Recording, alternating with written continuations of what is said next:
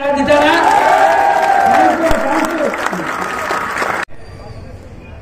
বললাম যে আপনি আমার এত ভালোবাসেন, তাইলে আমার ভালোবাসার মানুষগুলা সোনারঘাট মাধবপুরে কি একটু বেশি দিতে পারেন না? উনি সাথে সাথে আমারে 5টা বাড়াই দিল 15টা। এক একটা হারভেস্টারের দাম 40 লাখ। 5টা বাড়াই দিলে প্রায় একটা টেলিফোনে আমি 2 কোটি টাকা বরাদ্দ পাইছি সোনারঘাটের জন্য।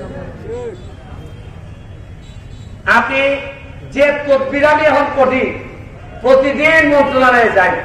আমার ছোট ভাই এই যখন সে হইল গিয়া, নাম হইল গিয়া সেলিম, সে হইল গিয়া পটুয়াখালী, তার বাড়ি পটুয়াখালী সদর ইউনিয়নের চেয়ারম্যান। সে তার এলাকার অলরেডি যা যা কাজ ছিল সব শেষ করা। এখন সারাক্ষণ আমাদের মাধবপুর সোনারঘাটের জন্য বিনা পয়সায় কিভাবে কোথায় ঘুরলে, কোথায় কাজ করলে বেশি বেশি, আমি তো নতুন এমপি, আমি তো জানতাম না এটা, সে আমারে হেল্প করে। তার লাগে একটা হাততালি আপনারা দিতারা সবাই। নিজের ভাইয়া সে আমারে হেল্প করে। আমার কাছে মনে হয় কিনা জানেননি, আল্লাহ থেকে যখন রহমত নাজিল হয় তখন দেখবা আল্লাহ রহমত হিসাবে আপনার জীবনে কিছু মানুষ পাঠাই দেয়। এ হইল কি আমার রহমত হিসাবে নাজিল হয়। আমার সাথে যারা আছে, যারা আমার বিচে দাঁড়ায়, এরার প্রতি আমার অনুরোধ, অনেক টাকা পয়সার মালিক হচ্ছে আর ভাই, হাজার হাজার কোটি কোটি টাকার বরাদ্দ আইব, কাজ করো, অসততা হইত না, দুর্নীতি হইল না, আমারে ডুবাইও না।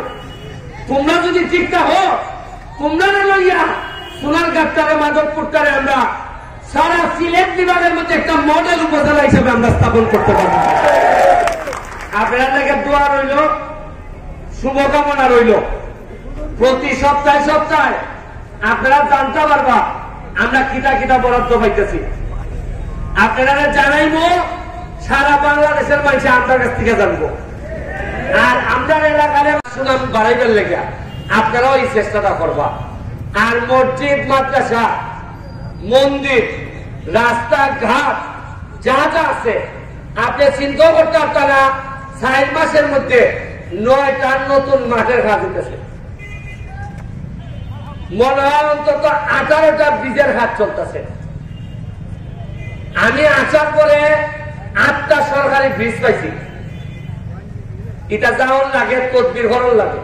আপনি খালি লাস্ট কথা কইয়া যাইয়া, আগে কিভাবে এলাকাটা চলছে একটা ধারণা দিই আপনারা। আমি এমপি হইয়া গেছি ঢাকা, মন্ত্রণালয়ে গেছি, গিয়া কই যে কোন বরাদ্দ আছে নি রে আমার লাগে? কয় না, সব এমপিদের বরাদ্দ শেষ, আপনার নতুন বরাদ্দ আইলে নি তুইবা। আমি বললাম দেখো যান সোনারঘাট মাধবপুর কোন বরাদ্দ আসেনি। টুকাইয়া দেখা যায় একটা পাওয়া গেছে 2 কোটি টাকা মসজিদ মন্দিরের লেগে। আমি বললাম এটা সবাই নিচে গিয়ে এমপিরা, কয় তোমার ভাগ্য বালা, তোমার আগের এমপি তাই সময় পাইছি না দিবা। মানে সারা বাংলাদেশের সবাই নিচে গিয়া নিয়ে শেষ, আমার আগের এমপি এত ব্যস্ত তাই সময় পাইছি না। এই 2 কোটি টাকা আইনা মসজিদ মন্দিরও দিতা, ওই টাকাটা আমি হাত লাগিয়ে নিয়েছি। আমি বলছি আরে কি কবাল, আল্লাহর কি কুদরত, নাটির ভিতরে স্বর্গ। ওই টাকাটা আইনা মসজিদে মন্দিরে এলজিডি দিয়া লাইছি। আমার কি কপাল, আর কিভাবে আমরা আগে আসলাম এটার একটা ধারণা আপনারা দিয়া গেলাম। আপনারা ভালো থাকবা। আর বাইপাস রোড এদিকে হইলে পরে আমি আপনার অনুভূতিটা বুঝছি, আপনারা যে যেভাবে সুবিধা দেওয়া লাগে সুবিধা দিবা, এবং যতক্ষণ কষ্ট করার লাগে কষ্ট করবা। আর ঢাকা থেকে যারা আজকে আইছে,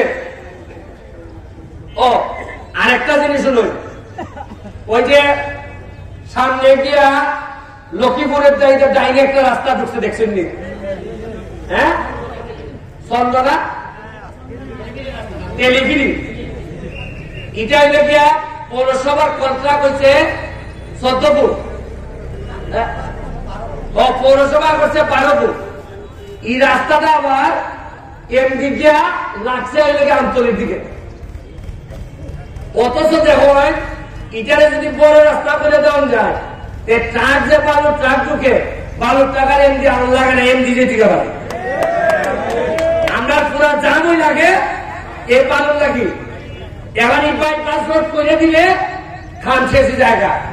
আমি জানি না যে 12 ফুট রাস্তা হয়ে যাবে কি কেন, আর একবার 12 ফুট হয়ে যাবে পরে আমি যে জীবনী জায়গা ওই কমিশনার মেম্বার বেটায় আমারে বলল যে আমরা জায়গা ব্যবস্থা করে দিব, আপনি রাস্তা করে দিব। পৌরসভায় তো মানে না, পৌরসভার কত তাড়াতাড়ি নাম করে দিত। 12 ফুট ওই